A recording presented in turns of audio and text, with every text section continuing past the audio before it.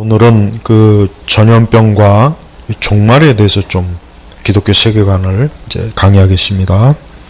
전염병과 종말입니다.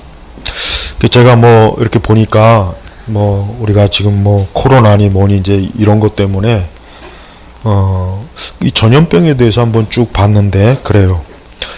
역사상 제가 볼 때 뭐 가장 지독한 전염병이 뭔가 보니까 흑사병이에요. 흑사병. 우리는 사실 뭐 동양 사람이고 우리는 서양 사람이 아니니까 우리는 그냥 흑사병 뭐 그게 대단해. 사실 저도 그렇게 생각했어요. 근데 서양 사람들은 아직도 흑사병 하면은 엄청나게 뭔가 모르게 이제 공포, 그런 두려움이 있고, 그리고 실제로 흑사병의 역사 기록을 보면은 지금 이 코로나는 아무것도 아니에요. 진짜 아무것도 아니고 이거는 정말 그냥 뭐 이걸 굳이 병이라고 전염병이라고 진짜 이렇게 꼭 얘기할 만한가, 정말 그 생각밖에 안 들어요. 근데 이 흑사병은 안 그래요. 흑사병은요, 그 실제 기록을 보니까 정말 한 마을 그냥 거의 뭐 90% 이상이 90%가 뭐 한 98% 이상이 싹 전멸해요. 그냥 전멸해. 그래서 그 당시 유럽의 인구의 거의 내가 볼 땐 한 반 아니면 3분의 2가 그냥 다 죽어나갔어요. 그러니까 우리는 이 흑사병이 뭐 그냥 쥐로 인해서 오염된 뭐 그 정도만 우리는 알고 있잖아요. 사실 저도 사실 그 정도만 알고 있다가 전염병을 쭉 이렇게 보니까 흑사병이야말로 진짜 지독하고 진짜 이거 무서운 병이에요.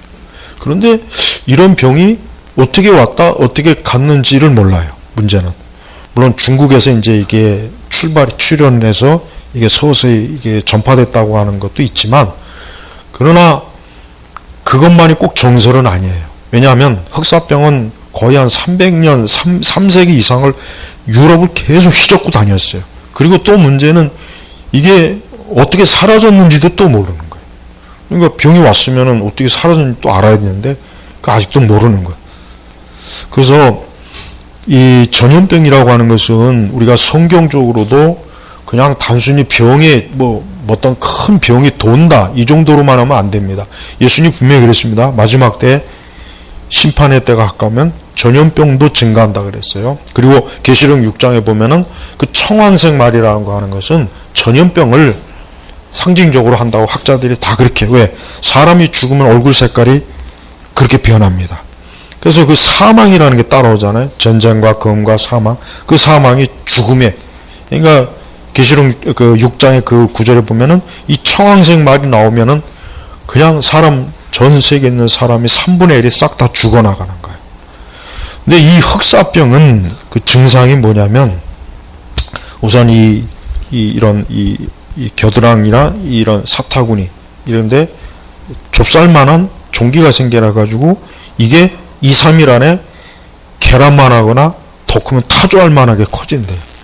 그리고 이 어떤 발작, 그 다음에 고열, 그 다음에 뭐냐, 2, 3일 동안 계속 피를 토하는 거야. 계속 피를 토해. 그러다 그냥 죽는 거예요.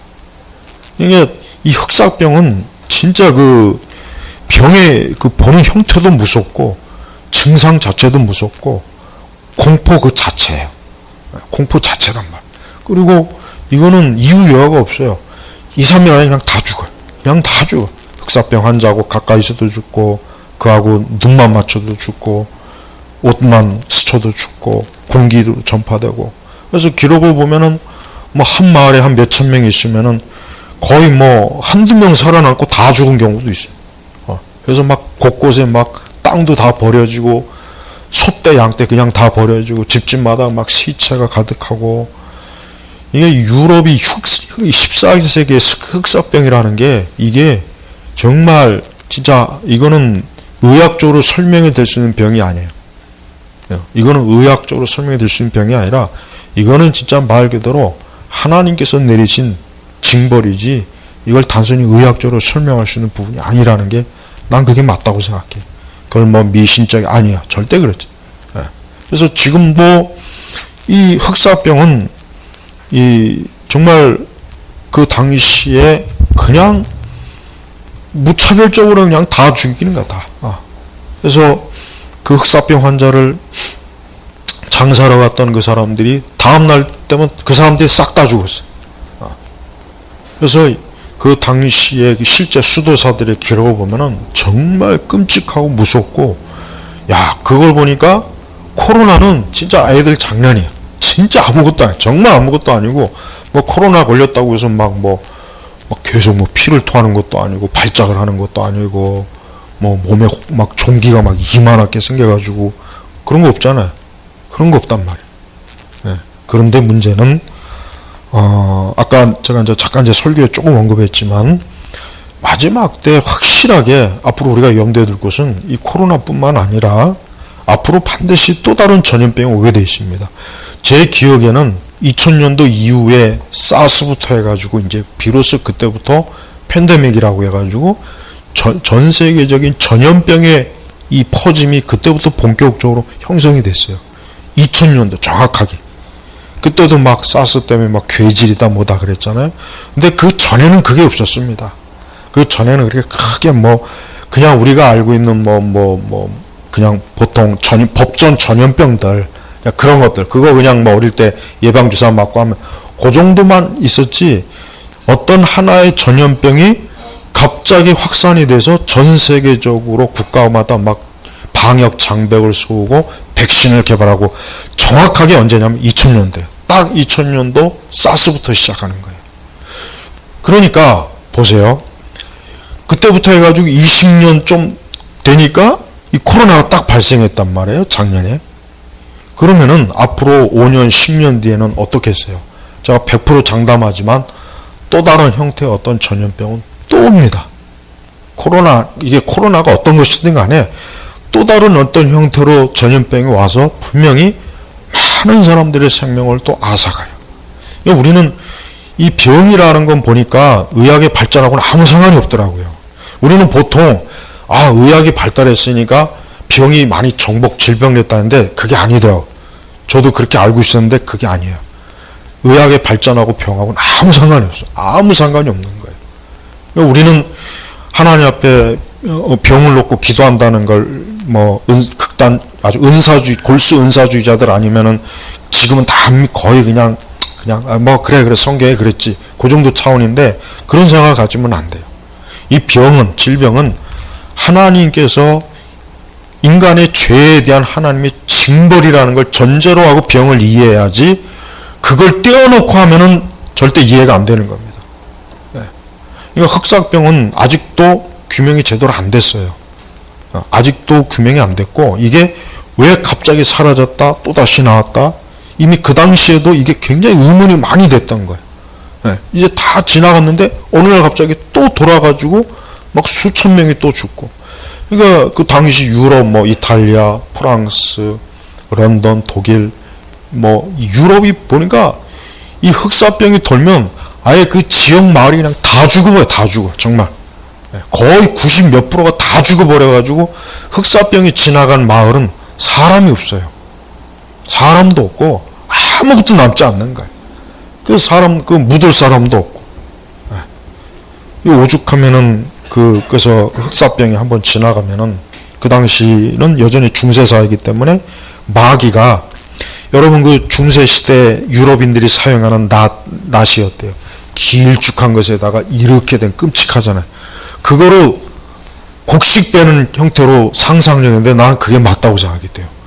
그냥 단순히 전염병 걸려서 몇 사람 몇십 명 죽는 정도가 아니라 농부가 낫으로 배를 베는 것처럼 싹 다 죽여버려. 아주 싹 다 죽인 거야. 싹 다 죽인 거야. 그래서 어떻게 저런 질병, 저런 무서운 극단적 질병이 나오는가.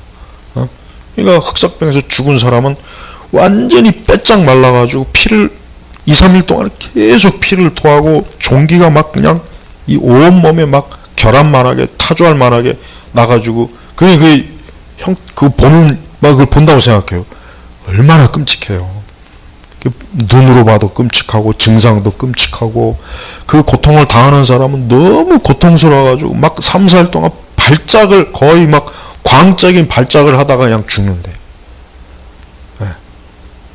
그러니 여러분, 하나님께서는 그래요. 하나님께서는 어떤 이유로든 간에 이 세상을 심판하실 때 반드시 질병으로 심판한다는 것을 우리는 꼭 알아야 됩니다.